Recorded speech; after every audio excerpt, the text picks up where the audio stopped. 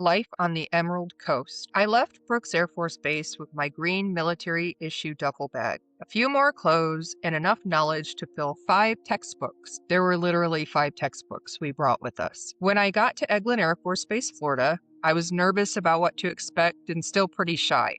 I was going to put to use the training that I had received, and I didn't want to fail. I shared a small dorm room with a thin, pretty Portuguese girl named Jeannie, who worked in the mental health clinic. How fitting. The room was large enough for a bathroom with a shower and a toilet, 2 twin-size beds, and 2 wooden wardrobes for our clothes. My bed was flush along the wall with the large window looking out at the main road, and Jeannie's was perpendicular to mine, with the head of her bed towards our brown wood veneered door. There was also a small white refrigerator to store leftovers and such, as we were able to eat at the chow hall and therefore didn't need a lot of groceries. The room was carpeted with typical durable fabric and painted white. During storms sometimes, the excess rainwater would make its way into our room, which was the closest to the exit on the bottom floor, and we would have flooding. The carpet smelled moldy from the day we moved in, and there wasn't much to be done for it. I believe we each had an end table of sorts. However, neither of us really decorated the room, and therefore it was unremarkable. I don't think I ever purchased my own bedding, as the Air Force provided us with all the furnishings and bedding required. It was really quite efficient. Although I would say that I remember the comforter was scratchy and not extremely warm. Could it have been the same comforter from tech school? I grew up understanding that you didn't knock what you were given for free, so I never complained. All we had to do was keep the room clean for periodic inspections, which included keeping the 1 gray metal trash can empty every day as it was a fire hazard. To this day, it drives me crazy to leave my house with trash needing to be put outside, and every morning if I don't make the bed, then it's only because I intend on visiting it throughout the day. I do enjoy my naps as I've gotten older. Jeannie had short black hair with large, luxurious curls, olive skin, and large, beautiful, round brown eyes lined with thick, curly lashes. She was a fun-loving girl that I never really got to know very much about. She invited me to stay with her family somewhere in Florida near Pensacola, I think. While we were there, I remember going to a dance club. I recall wandering around the club, the music thumping in our ears as the waitresses handed out glowing drinks in tiny vials. It was nothing like the base club at Brooks or the one club that I went to one time as a youth in Kalamazoo, Michigan. I believe this was the same trip where she brought me to St. Augustine, Florida in May 1997 to see the Castillo de San Marcos. The area was beautiful, and we had such an amazing time exploring everything it had to offer, both historically and those places tourists typically find themselves in, like shops, restaurants, and street vendors. Most weekends, we would drive to Destin, Florida, which was about 20 minutes away, and either hit the outlet shopping malls, go to the local clubs like Fishheads or AJ's, or this real hole-in-the-wall bar that hosted ladies' night and wet t-shirt contests. We would also go to the beautiful beaches of Destin. The sand was like sugar, maybe even more so like flour, and all you had to watch out for were jellyfish, red tide, and the occasional pervert with binoculars hiding behind the dunes, waiting for a peek. We would lather ourselves up in baby oil and sunbathe for hours. My normally yellow-hued skin would turn a beautiful bronze. At the time, I was too young to even contemplate the damage I was doing by laying there soaking up the potentially carcinogenic rays. My sister Becky would have to have a large section of skin removed from her shin due to skin cancer, likely from less sunbathing that I did in my lifetime. Becky was always much more responsible with anticipating what her actions would lead to in the future, but I did look nice with a tan. Those days on the beach, lying out on our towels with nowhere to be and nothing we had to do were wonderful. Sometimes we would venture out to Pensacola or Panama City if we wanted to party,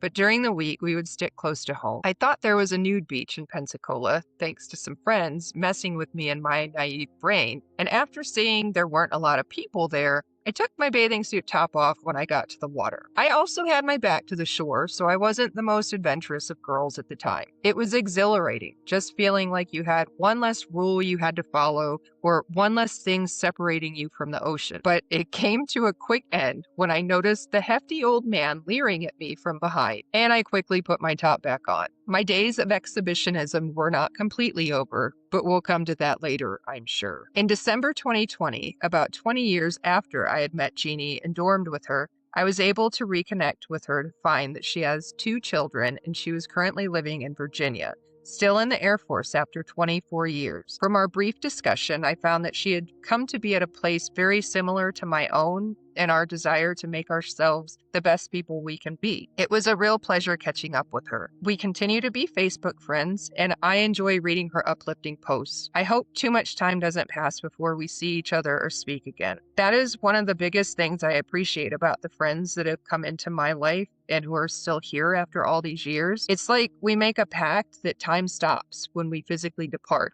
And even though our lives continue, when we come back into contact, we just pick right back up. We may have changed, most likely we did, but we formed a bond early in our lives, and that bond is strong enough to keep us inclined to continue our friendships. My days at Eglin were filled with work, jogging, eating, and interacting/hanging out with other kids my age in the dormitory common area. We called it the day room. These kids were exactly that, kids. On the weekend, they watched wrestling, UWF, and sometimes, most of the time, they drank. There was a lot of drinking in the military, I would soon find out. The drinking led to strange acts of intoxications. I once clog danced at a dance club on a raised dance floor, and I have never been trained in the art of clog dancing. Once, someone decided it would be a good idea to defecate in the middle of the dormitory hallway, and on several occasions, the guys would urinate out of the windows. I don't think anyone figured out who the phantom pooper was, but I'm sure whoever was on dorm duty that day that had to clean it up was not impressed. We might say they had a shitty day. Most of the time, I'd sit on the couch and watch everything going on until I got tired and went to bed. I hadn't been there for very long, and we got our new group of bio troops. Every new group coming out of tech school would be sent to their designated bases, and Eglin was a specific female's designated base. I knew the girl we got,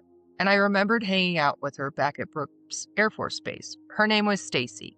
She was very quiet, but she had a dark sense of humor, and I felt like we bonded. She had short black hair and a sort of goth chick vibe. She told me stories about the Twisted Sisters. To be fair, I feel like only one of them was really twisted. The other two were just young and incorrigible. Well, they had gotten dishonorably discharged for doing drugs and were sent back home. One of their hometowns had an affiliation with fruit. Sometimes she would ask me to use my phone to call her boyfriend, and I, thinking we were friends, offered it to her without question. I wish someone would remind me when my naive is showing. One day, I was walking to the second floor day room, and I thought I saw Tammy at the end of the hallway. My heart dropped, and I couldn't understand how she would have gotten onto the base considering she'd been kicked out of the military. I called the Office of Special Investigations, OSI, and I reported that she was there and that I was worried about my own safety. You might think this is over the top, but I really did worry that this girl was specifically here because she knew that I had turned them in. I know that I would have done anything in my power to stay in what I call Mother Air Force, so I could imagine all the things this girl at least wanted to do to me for being part of what took that away. At some point, quickly I'm sure,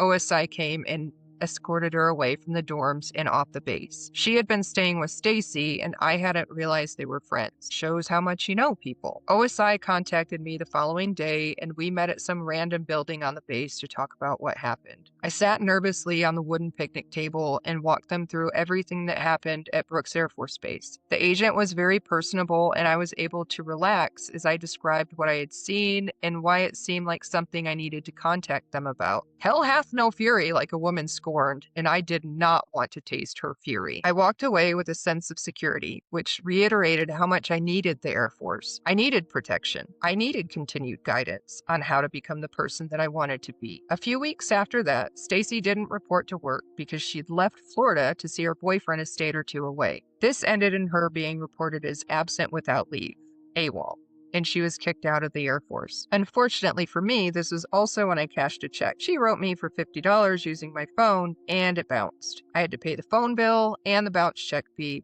which taught me to never again accept checks from anyone except my mother. No one told me not to accept checks from people or that sometimes you shouldn't trust everyone. I had no one here to guide me along and make sure I didn't wake up in a stranger's bed with no idea of how I got there. Friend code had never had a place in my life that taught me you never left a girl behind, and I had always just thought that people were generally good. Strange, considering my past had proven quite the opposite at times. Thank you, Stacy, for reminding me that Sometimes your past can find you, even down a dark hallway in another state. Speaking of the past, I did have a few boyfriends in times of yore, and I can't say that I was good to all of them. After my young introduction to male hormones and finding out my very first boyfriend was sleeping with half the town I grew up in, I got a little ruthless when it came to how I treated the opposite sex in my life. When I joined the military, I left a guy behind in Bangor, and he still wanted to be my boyfriend 6 months later when I made it to my first official base. I'm not quite sure how it happened exactly,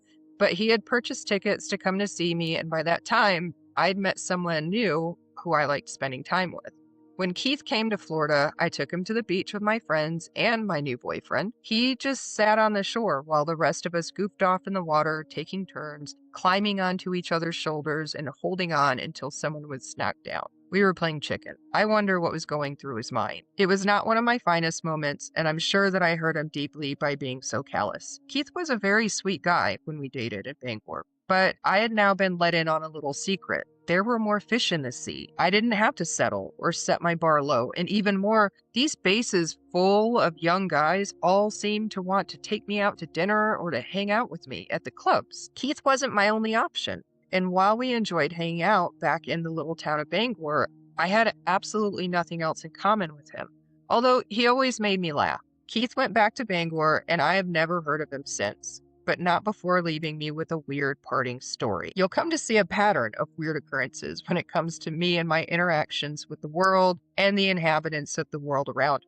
Maybe I invite it. Maybe there's a huge blinking beacon above my head that signals to all strangeling to come my way, or maybe it's all in my head. When I went to pick Keith up from the base hotel, he answered the door with a white towel wrapped around his waist. He was in the hotel because technically you couldn't have anyone stay with you in the dorms. Probably more of a liability issue than anything, and because my current boyfriend at the time would periodically come down to my room and stay the night.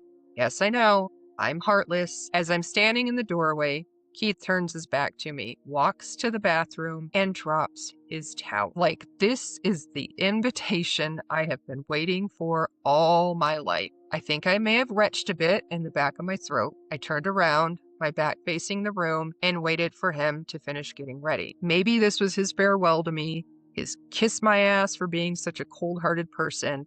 I just chalked it up to him thinking that I would go running into the room, begging this flawless specimen of a man to take me back. As you will see, that did not happen. My true regret when it comes to the whole attention from males topic is that I didn't see the interest for what it was. I was a new girl, an easy target. I'm constantly telling my daughter not to be an easy target. These guys didn't want to get to know me. Keith's replacement was fun to be around, and it felt great to flirt with everyone else and be noticed, but not one of them was looking out for me. It was another pool full of leeches. Don't get me wrong, there were some very good guys that I've met in my life, and some that would have been happy if I found them to be the right one for me. I'm also not even remotely saying I'm God's gift to men, or that I was any better than any of the other females around. I was thin and young. That'll just about get you anywhere with a lot of young men who don't know what they want. But when I speak of leeches, you know who you are. The nasty kid that flicked a booger on the wall of the diner he took me to before asking me if I wanted to key cars in the base lemon lot.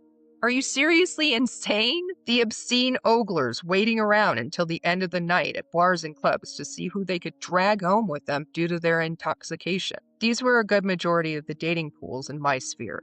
And at that point in my life, I did not have anyone readily available to protect me or teach me what to watch out for. I had to figure it out for myself. Speaking of watching out for people, you always had to beware of stalkers and weirdos in the dorms, and people were always causing some sort of ruckus that could really put you in danger. I had a stalker who would come running out of his room every time I headed to the chow hall. I didn't notice it at first, but it became pretty obvious when he started knocking on my dorm room door and then would cover the spy hole so that I couldn't see who it was before I had a chance to answer. I ended up avoiding him until he found a new person to stalk. He may have even been responsible for shooting BBs into my boyfriend's bedroom window on the second floor. However, that has never been proven, and luckily no one was hurt. He was not the one who almost caused the death of my boyfriend due to a fire in the dorm stairwell. Our dorm was constantly getting hit with false alarms when it came to the middle of the night fire drills. We'd gotten to the point that we would just sleep through them until someone forced us out of our rooms, which is what happened on that very night. I was in my room on the first floor when the fire alarm went off. Jeannie and I grabbed our shoes and headed out of the dorm to the designated meeting place, and we watched as we saw white smoke coming from the hallway leading out to where we were standing. Inside, the firefighters went room by room, banging on doors, making sure everyone is out. However, they missed Lucas's room somehow, or he didn't hear them. The fire has started with someone supposedly dropping a lit cigarette from a few floors up into an open fuel tank of a motorbike that had been parked at the bottom of the stairwell. Likely story. Lucas's room was right on the other side of the stairwell wall, and at some point he woke up because the wall started getting hot. He came running out of the dorm in his boxers, yelling while the firefighters put the fire out. They ended up blaming a friend of ours. I'll call him Benny because I don't remember his name. And he was kicked out of the Air Force. I don't know if he did it, but whoever did it had to have been closer than a few stories up to get a lit cigarette into a small opening like that. But who am I to figure stuff like that out? Eglin was hit by Hurricane Georges when I was stationed there in September 1998. By this time, I was remarried to Lucas. I had a condo in town, and I was there when the water level started to rise. Rent was only $600 a month. Sorry, but I have to point that out considering this is a mere pittance to what people are charged today. The oak trees in our backyard whipped back and forth, but I had seen thunderstorms in Michigan fiercer than this, and it didn't scare me. George's was a Category 4, and we were told to stay inside. The water had come up to the very bottom of the sliding glass door at the back of the house. Other than flooding, which could have ruined household items, there wasn't much to worry about for us as we were just renters, and none of our possessions were of much value. I did have a pretty oak grandfather clock, but I'm guessing it never cost that much to begin with. Lucas and I jumped into my GMC Jimmy and headed out into the store. We drove around Fort Walton Beach and watched as Sammy's exotic dancing sign swung precariously back and forth after having been knocked out of its position due to the bent pole it was attached to. We went to the water's edge and saw boats that looked like they were going to come right up on the road in front of us. And as we videotaped the whole scene, we never once thought, maybe we shouldn't be out here. It's the whole feeling of invincibility that you get in your youth. Of course, nothing's going to happen to us. With age, you think of electrical lines that could have been hot, the flying debris, or the fact that your car could have gotten stuck somewhere and you could have been overcome by the rushing water. None of those thoughts went through my head. I'm betting these thoughts would have been going through my mom's head, but then again, she was always prepared for the worst. We drove back to the condo and more than likely sat in front of the television and watched the news report while we ate popcorn or pizza, maybe both. The sights you will see. I would have never known how strange, sometimes in a good way and sometimes not so much, people could be until I left Bangor. I'm sure they were strange there too. I was just too self-involved to notice. The endless sea of people, all with their character flaws, weaving in and out of each other. Unattractive male exotic dancers who thought I would seriously be waiting at the bar for them after the show just because they told me to and because they had nice abs. Standing in front of a throbbing Austin, Texas nightclub, while a group of impeccably adorned cross-dressers chased a group of idiot kids yelling, "Get the bastards!" to the police in the most New Jersey accents they could muster. A boy flicking a booger onto the diner wall on our first date. We already talked about him. The list goes on. These were all just people I encountered from my journey beginning in Bangor and ending in Florida. These people are the source of my occasional burst of laughter when nothing funny appears to be happening, minus the booger flicker, which was just gross. Over and over, I see that it was never the material items that made such a huge impact or that I carry with me today. It was the people, the individual experiences with each unique soul that has enriched my life, for better or worse, are to be determined. Hurricane Georges should have been frightening enough to put life into perspective, if it had been a fearful experience at all. It took the loss of 2 lives at different points of development to show me that every breath is important. Maylin was a short, round, 20-something party girl. She had chin-length, silky, straight black hair that she kept in a bob, and her skin was a sort of jaundiced yellow, not very different than mine. She lived in the dorm room across the hall from me and had seen plenty of strange things happen down our corridor, including the strange dark-haired stalker boy who would put his finger over the peephole thinking I was dumb enough to open it when he knocked and couldn't see who was there. Remember him? One night, Maylin went to a party on a boat in Destin, Florida with a coworker of mine, and the following morning, we found out that during the party, She had decided that it wouldn't be that difficult to dive off the boat and to swim underneath it to come out on the other side. The water in Destin was always warm. It's located in Florida's Emerald Coast, which gets its name from its beautiful, clear, green water. So many times, my roommate Jeannie and I would go out to the beaches in Destin and find the tallest sand dune to lay out and catch some rays on. Maylin never made it to the other side. She was caught under the boat, and her parents had to bury her for an alcoholic-induced poor decision. I didn't know Maylin very well, but she was always smiling and laughing when I did see her, and my coworker was heartbroken when she died. The next life took a larger toll on me as I was there to witness the entire unfolding. I had gotten pregnant by my current boyfriend, soon to be husband number 2, and I was about 3 months along. I wasn't ready to have a baby. I was only 19, but I felt that there was no other option, and therefore started planning my wedding so that when the baby came, everything was in order. At the time, I didn't take very good care of myself, and more than likely had been drinking heavily for at least a week or 2 before I found out I was pregnant. I was thin, but even for 3 months, I wasn't showing. I went to my obstetrician appointment on the base, and the doctor accidentally scraped my cervix too hard with a cotton swab on a stick, which caused some spotting. I went about my day, went to work, and then up to the day room to hang out with Lucas when I started feeling strained. Pains, a lot like those felt during menstruation, started hitting me intensely, and I ran downstairs to my room. Jeannie was in the room listening to music, and when I ran in with Lucas following behind me, she jumped up to see what was going on. By this time, I was in the bathroom with my pants around my ankles, crying and grabbing my stomach, and Lucas was white as a ghost. Jeannie knew I was pregnant, and she asked me what was going on and if there was anything she could do to help. I just grabbed her hand and started to squeeze. Suddenly, I heard something make a plopping sound into the toilet, and we all just looked at each other.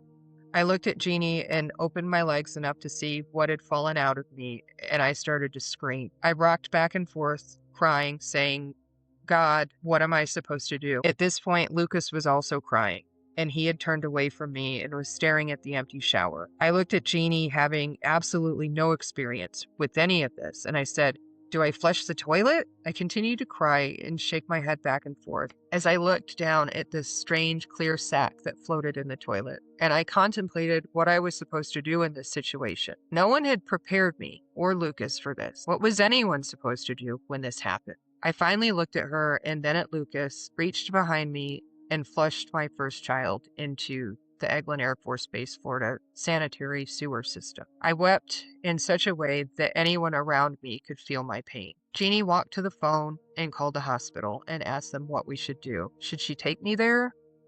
They told her, "Collect the fetus and bring it in." My mouth fell open. She told them what we had done, and they just said that there was nothing that could be done, and that if the bleeding continued and filled up more than a maxi pad, I would need to be brought into the emergency room. No counseling, no one to help me understand what had just happened, just collect the fetus. Maylin was a tragedy. This beautiful young girl was cut off in her prime because the military didn't teach their trainees how to drink responsibly. They didn't teach them that no man should be left behind because sometimes bad things happen. This isn't what the military focused on back then, and I don't fault them for that. It just wasn't a part of their curriculum. Fast forward 10 or so years, and there's been a lot of effort put into these exact areas, and I commend them for that. None of us are born all-knowing. Life is a continuous learning experience. This child was so much more than a tragedy for me. I was a young girl who hadn't been on my own for more than a year. I had gotten myself into a situation that I didn't know how to get out of, other than to try to be a responsible adult. My body wasn't ready for the child that grew inside of me, and my maturity wasn't at the point that I even knew what to do when I lost it. So many women lose children early on. According to the March of Dimes, as many as 50% of all pregnancies end in miscarriage, most often before a woman misses a menstrual period or even knows she is pregnant. More than 80% of miscarriage will occur within the first 3 months of pregnancy. I didn't know the statistics were against me, but no one made sure that after all that, I was okay, other than my roommate. I went to the doctor a few days later to make sure I didn't need a dilation and curettage, D&C, to remove any leftover fetal tissue from my uterus. All the tissue was expelled and was now free-floating somewhere in the Eglin Air Force Base wastewater treatment plant, considering they had. I went on to marry Lucas out of guilt. I figured I would be a terrible person if I pulled out of this after such a horrible loss for both of us. We were only married for 4 years. We had absolutely nothing in common, and I finally realized that after I lost the baby, I should have just taken that as a sign to move on and start over. I seem to miss a lot of signs. I did see Jeannie again years later at Spangdahlem Air Base, Germany. She was just as beautiful, and she had a son and a husband. She loved her son, but would end up getting a divorce like a lot of us military did. That's not a knock against her or the military. This is just what I've seen throughout my time in the armed forces. Lucas and I were married at the Justice of the Peace in Fort Walton Beach, Florida in June 1998. We were divorced 4 years later while both stationed at Spangdahlem Air Base, Germany. At the marriage ceremony, I wore a short black and gray floral sundress, and he wore a polo shirt and khaki pants. There was a taxidermized fox in the background, and afterwards, my office threw us a wedding reception in someone's home. I recently found some old photos of Lucas shoving cake into my mouth and everyone surrounding us to celebrate the marriage. I was only 19, and I'd come to terms with the marriage after the loss of the baby, thinking I didn't want to back out of this after we already made the plans pre-miscarriage. And I think we may have already found a place to live in a condo in Fort Walton Beach, Florida. Unfortunately, a lot of young military members use marriage to get out of the dorms, and it never really ends well. I think the reason was a little of both for us. In the dorms, Lucas and I partied with our mutual friends and went to various events in the local area. After we got married, our friends came over and we started going out to sightsee a little bit more. Although we seemed to spend a lot of time going out to bonfires on the beach or out of the way natural areas. At one point, some of our friends got their truck stuck trying to jump sand dunes, and I don't remember how they ever got it out of there. We had fun for the most part, but I also had a jealousy streak, and we had some pretty physical fights. Mainly, I would get mad and throw things or accuse him of cheating, and then we'd scream back and forth at each other until one of us left the room. The funny thing is that I found out later in life that one of the girls who came over to hang out at the condo and one of the girls who always used to come around his dorm room before we moved out were his previous trysts. The girl in the dorms brought a white negligee with her to show him, and when I opened his door, she acted like she wanted to show it to me because she needed an opinion for a boyfriend. His interactions with these girls were all before my time, and I didn't find out until we were already divorced in Germany and decided to sit down and talk to each other like two grown adults. It's interesting how many things you don't know about a person until you listen. The bottom line was that Lucas and I had fun on our travels to Joplin, Missouri, Kansas to see the world's largest ball of yarn, New Orleans for Mardi Gras and to celebrate the New Year. Once we saw Jerry Springer on a float. I still have a handful of beads from those times. Biloxi, Mississippi to see the casinos and to see Dale Earnhardt at the NASCAR race in Talladega, Alabama. He died shortly after that in a pretty bad car crash on 18 February 2001.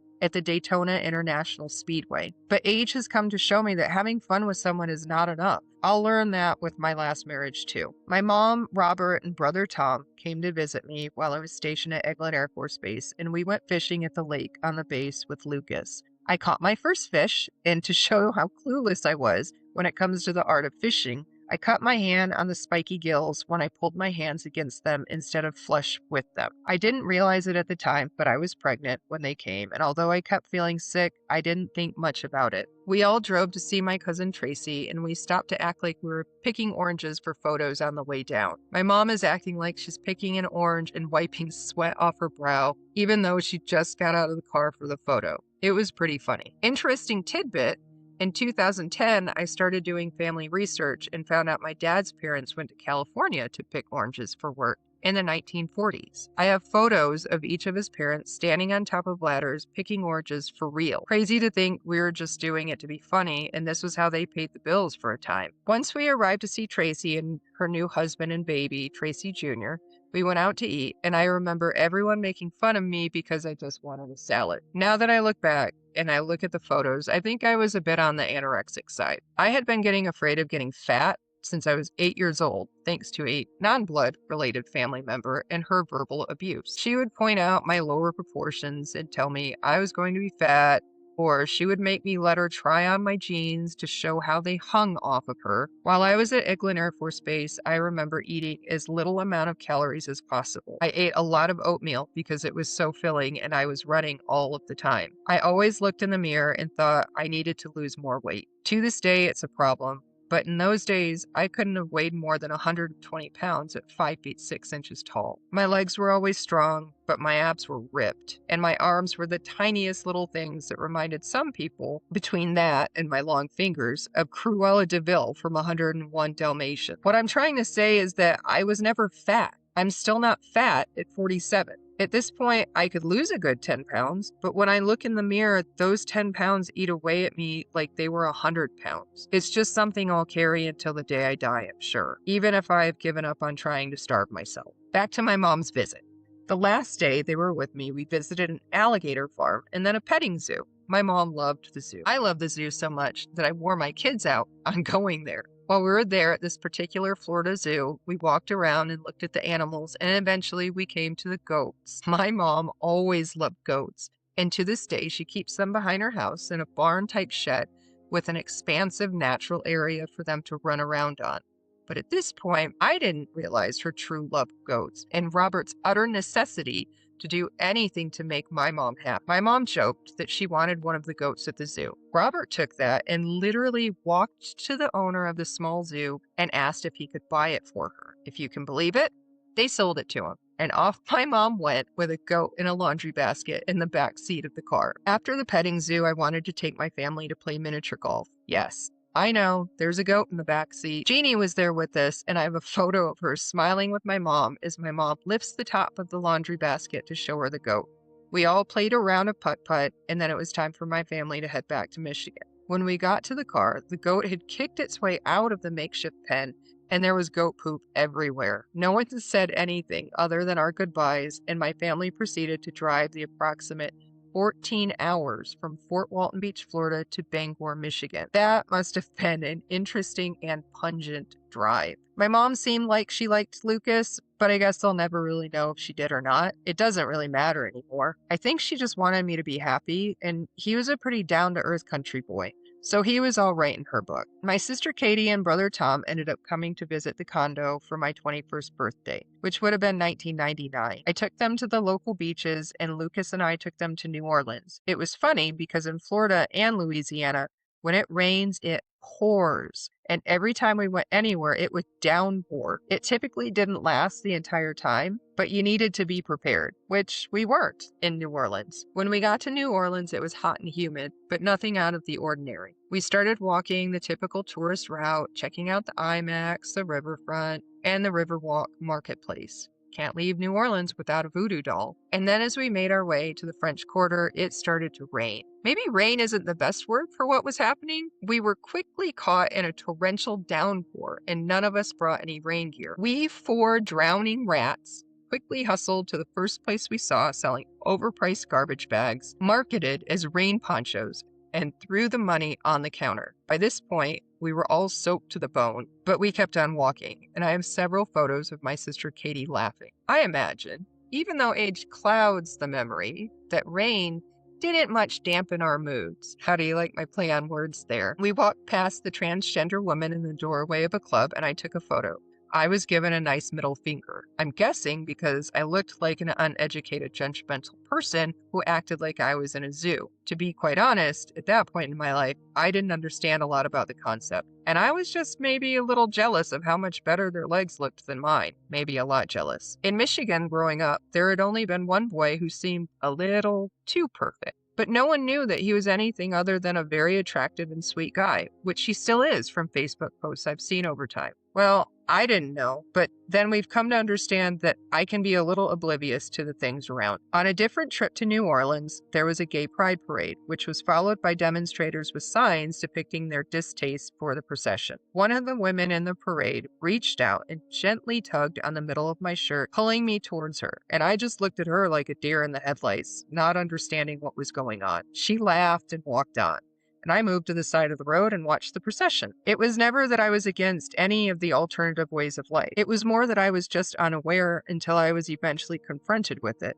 And when that happened, my response was typically with wonder and questions to help me understand, and with indifference, as far as I believed everyone should have the right to happiness, regardless of who that meant you loved or wanted to be. Katie and Tom went back to Michigan after visiting New Orleans, and Lucas and I continued with our lives. Lucas ended up getting orders to Kunsan, Korea in 1999, and thanks to some very strategic chess moves of some very good allies of my own, I was able to get orders to Anderson Air Base, Guam for the same time period. This was one time that anyone in the military career actually moved mountains to get me somewhere that I wanted to be. Most of the time after that, it was the luck of the draw, just like everyone else. We packed up our house and we got ready to start the next 15 months of our lives apart.